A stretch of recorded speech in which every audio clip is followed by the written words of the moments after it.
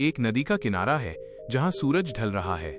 गुरुदेव ध्यान में बैठे हैं और शिष्य उनके पास आकर बैठता है।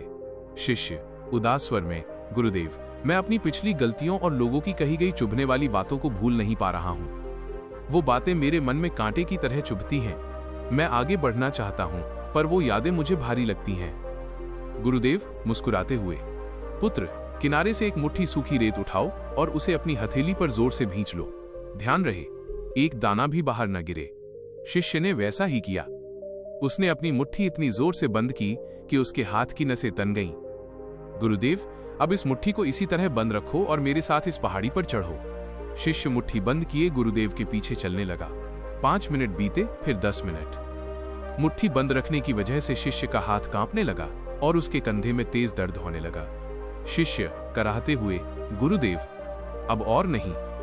इस मुट्ठी को बंद रखने के चक्कर में मेरा पूरा शरीर अकड़ गया है। मेरा ध्यान रास्ते पर कम और हाथ के दर्द पर ज्यादा है।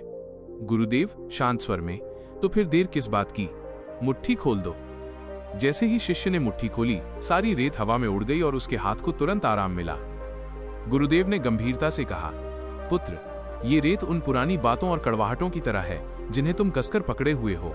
तुम जितनी जोर से उन्हें पकड़ोगे, दर्द उतना ही बढ़ेगा। रेत को मुट्ठी में कैद करने की कोशिश करोगे तो हाथ थकेगा, लेकिन अगर हथेली खुली रखोगे तो रेत खुद ब खुद निकल जाएगी और तुम्हारा हाथ भी हल्का रहेगा। सीख, अतीत की बातों को पकड़कर रखना आत्मपीड़ा है। उन्हें पकड़ने की ऊर्जा छोड़ दो तो तुम आजाद हो जाओगे।